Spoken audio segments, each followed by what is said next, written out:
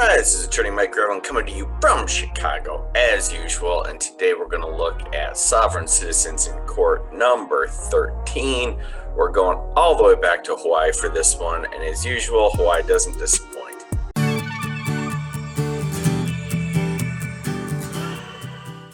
Well, last time we were in Hawaii for this, it was Sovereign Citizens in Court number 8, links in the description below, and the defendant had a crazy outfit. Here we are all over again, and the defendant does it again. On page 5, Jesse Steele. Your Honor, Leon Davenport, Deputy Prosecuting Attorney for the State.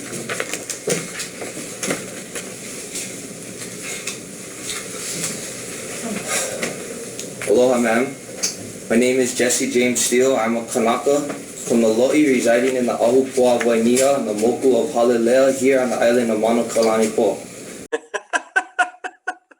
First, I love that his name is Jesse James Steele, and then he goes off with all this Hawaiian stuff. And I don't know anything about it, but he sounds legit. I mean, he's got an accent that sounds Hawaiian to me. I mean, I wouldn't know any better, but he sounds legit. He probably is of native descent in Hawaii. This is Ali from the Sovereign Citizens Patrol, and I just would like to remind you to hit like and subscribe. Mike is really a nice guy, and I am totally not saying this under duress. I'm a living human being, a sovereign individual. I am here out of respect for you, but not as my legal authority. I would like to point out that everyone in this courtroom is equal. Only Keakua, only God has the ultimate authority. This court has no subject matter jurisdiction over me as a Kanaka here in the Kingdom of Hawaii, the Polynesian Kingdom Te Moana Nui Akiva. I would like to give this court and the state prosecutor the opportunity to dismiss these false charges against me with prejudice at this time. I'm kind of torn here in the beginning. This whole notion that he's giving the prosecutor an opportunity to dismiss the charges is silly. The prosecutor can dismiss the charges anytime they feel like it. They certainly don't need an opportunity given them by the defendant. Also, the dress, which is, I think, completely inappropriate for court, does make sense for him, though. He's basing his argument on being indigenous and that some old squabble from back in the day that they don't have jurisdiction. That is well settled, and it's a loser. But the native dress thing does match the argument that he's trying to make.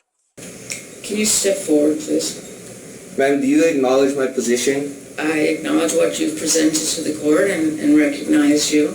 Okay, well, I will enter into this area of the court, but I do not honor any boxes or claims. I shall enter knowing that all here are equal and that this court has no jurisdiction over me as a Kanaka from the Lo'i here in the Kingdom of Hawaii.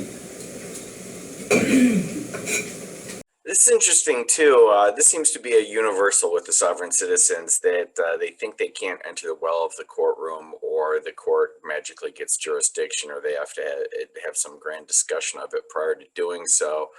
I think the judge handles it well and just doesn't try to make a huge issue out of it and lets him spout his stuff. Of course, the court has jurisdiction whether you enter the well of the courtroom or not.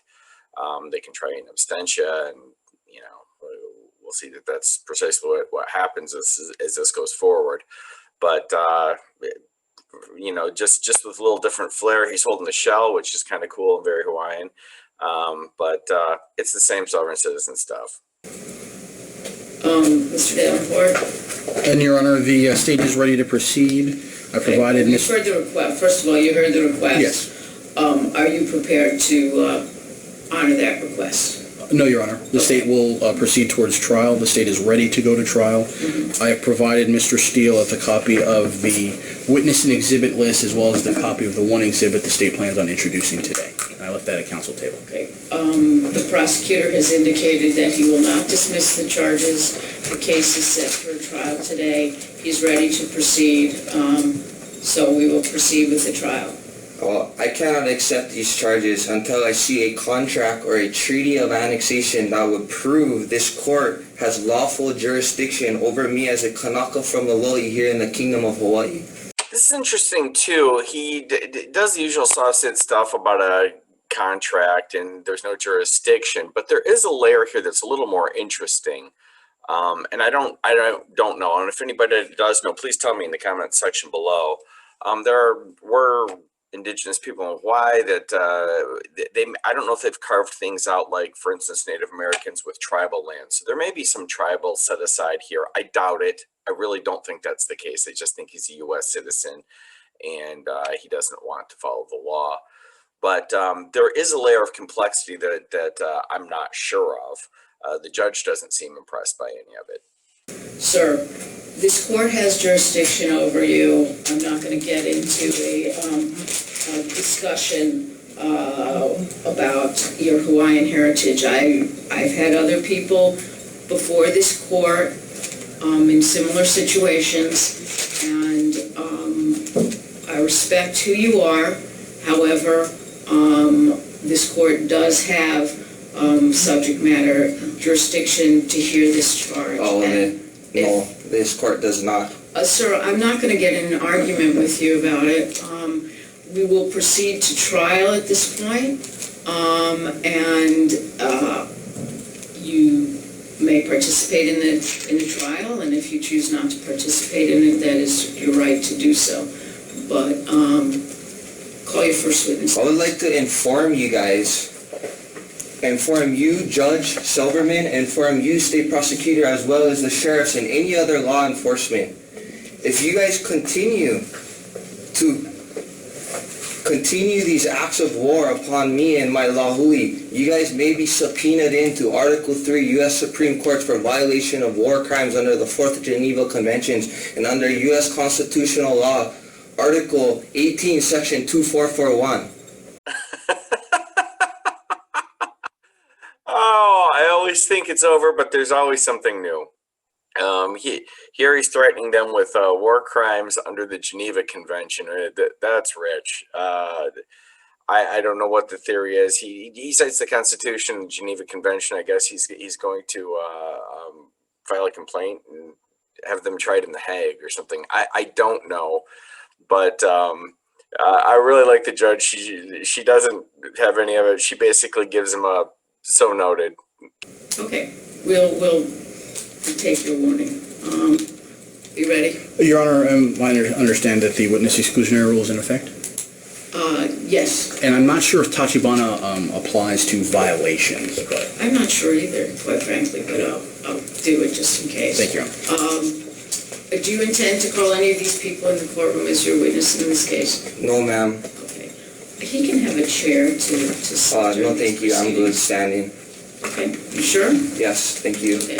Then, Your Honor, at this time I will rearrange the defendants. Yes, please. The State of Hawaii charges on or about the 8th day of February 2017 in the County of Kauai, State of Hawaii, Jesse Steele did intentionally, knowingly, or recklessly operate or use a motor vehicle upon a public street, road, or highway of the State of Hawaii at a time when such motor vehicle was not insured under a motor vehicle insurance policy, thereby committing the offense of driving without a valid motor vehicle insurance policy as a violation, in violation of Hawaii Revised Statutes, Section 431:10C-104, subsection A. Okay. There's a couple of things that I need to advise you of before we commence with the trial. If you are not a citizen of the United States, whether or not you have lawful immigration status, you have the right to receive advice from an attorney about this specific impact that this case will have, if any, on your immigration status. The entry of a guilty or no contest plea, admission of guilt or sufficient facts or conviction, deferred judgment, or deferred sentence may have consequences of immediate detention, deportation, exclusion from admission to the United States, or denial of naturalization pursuant to the laws of the United States. In some cases, detention, deportation from the United States will be required. You are not required to disclose your immigration or citizenship status to the court. Now that I've provided you with this information about possible immigration consequences, you may request additional time to consider, you're not giving a plea, so if you needed additional time to look into this matter, the court will grant it to you. Do you want additional time? Again, I heard what you said.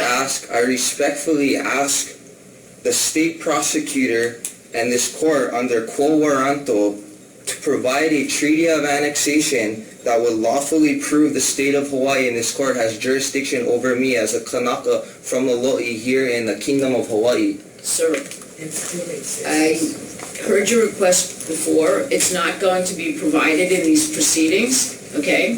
So you don't need to keep asking that. We cannot continue. We can No, we continue. cannot. If We you do cannot not want to be here, that's your prerogative.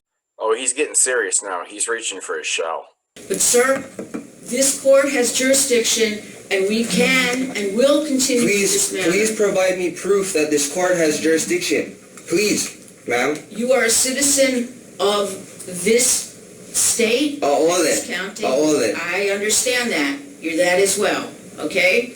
But you're also residing here and this court has jurisdiction because you were driving here, but you wouldn't have had this charge unless you were driving here. The driving on the highways is the Aloloa. Your guys' highways is on our kingdom land, Sir, I'm not gonna get in an argument with you Well, about okay, your Hawaiian okay then. heritage and the jurisdiction of this I can court. conclude in aloha that there is no contract with me or no treaty of annexation proving that this court has legal jurisdiction over me as a Kanaka from Lolo'i. Probably not, but it's also not required. Therefore, we have nothing further to discuss. Have a beautiful day. Aloha. Aloha.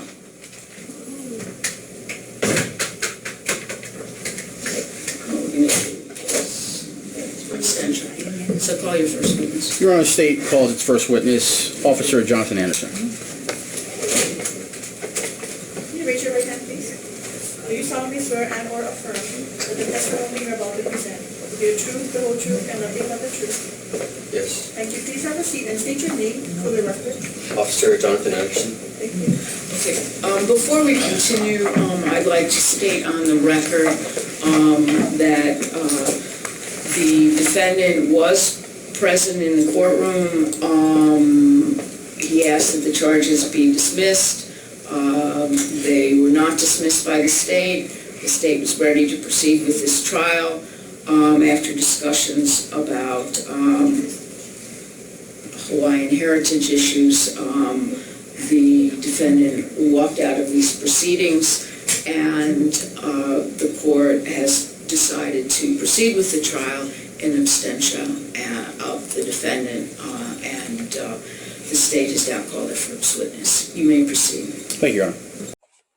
Okay, so the trial proceeds. It's a one-witness trial. The prosecution does a nice job under the circumstances. A little sloppy on laying foundations, but there's nobody there to object, so it was fine. And I'm just going to move it along to the very end. The interesting part to me was that he does, in fact, have a license, and that the officer testified that he produced a license, but he did not produce proof of insurance. State rests. Based on the testimony of